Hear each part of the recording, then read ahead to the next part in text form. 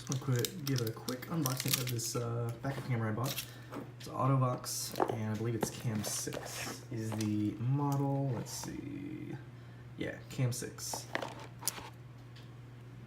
And I got this off Amazon for about $20. It's another one of the license plate ones that you can buy.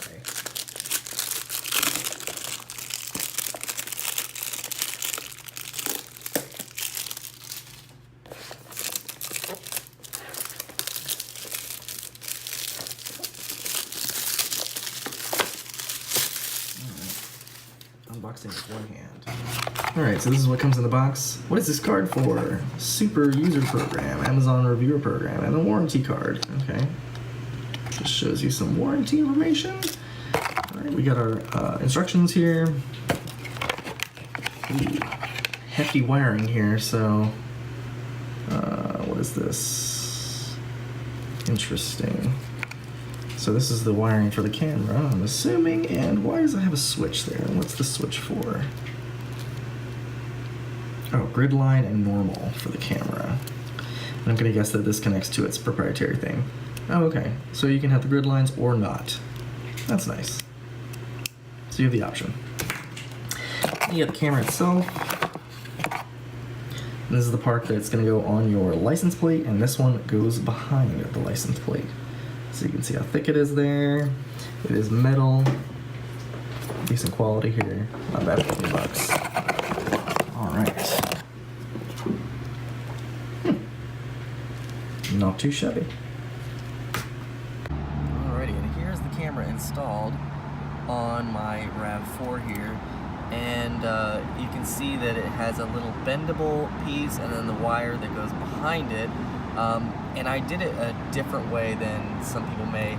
I could have taken it and put it through the where the light is, and there's also a blank spot where a backup camera would have been if it was stock on this. It does bend up and down and side to side, so you can put it in whatever direction you need it. And then I'll show you how I wired it here. I don't really have anything open, but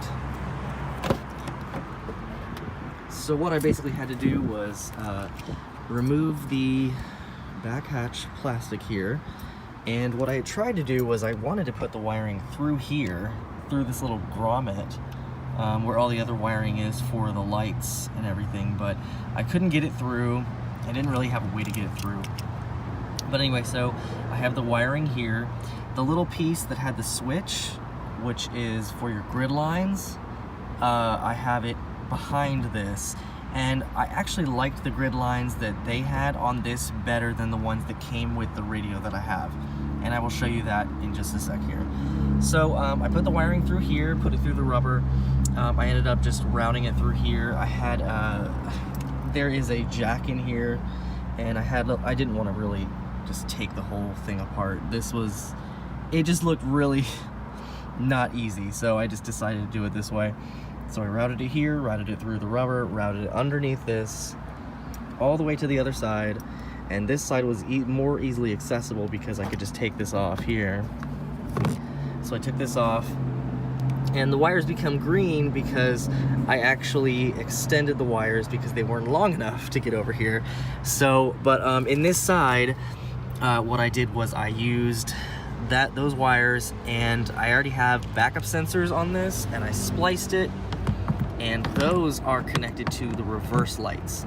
And you can do that, you can do it, you know, either way. You can do it through the through your backup light.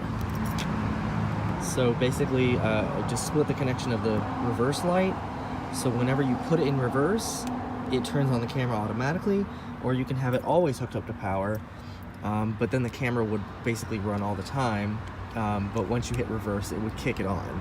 But I felt that the light bulb was the easier method here. So it's wired here, wired all the way up here, and then some of the wiring goes all the way up to the front where the radio is. And so now we'll go ahead and take a look at the car. Okay, so now we're in the car. Now I do have a Sony head unit here, and this is a AX100. Can't remember the model number off the top of my head here, but when you get in, you know, it starts up like normal, Now on this radio, it has a rear camera button, so say for instance you did wire it to be on all the time, you could hit that and it would show it. Now unfortunately there's no video signal because there's no power going to it. The only time that mine gets power is when the car is in reverse. So I'll show you how it looks now. And the camera is actually very good in day and night. So here it is in reverse here. And as I was saying though, the grid lines these are the grid lines that are provided with the camera. Now, I chose these because I liked the way that they seem to line up much better. The Sony ones are kind of weird and they kind of take up more of the screen, and I want to be able to see what I'm backing out into or backing up, you know, and I don't want to see these weird lines that they had. They were adjustable on the head unit, which is nice, but I like this better, and if I wanted to turn off the grid lines, I'd literally have to take the whole back off and turn that switch. So I would recommend, if you wanted to change that at any time, that you might want to leave that little piece out somewhere easily accessible so you can turn the grid lines on and off if you wanted to use that. So that's how it looks here, and you can see it's decent quality. And I don't have, you know, any night vision photos of it or anything, but I think it looks pretty good. And there you go, see the video signal cuts off right there. But now I'm in park, and normally, well, I think it just did this because I stayed in this too long, but you can go back home.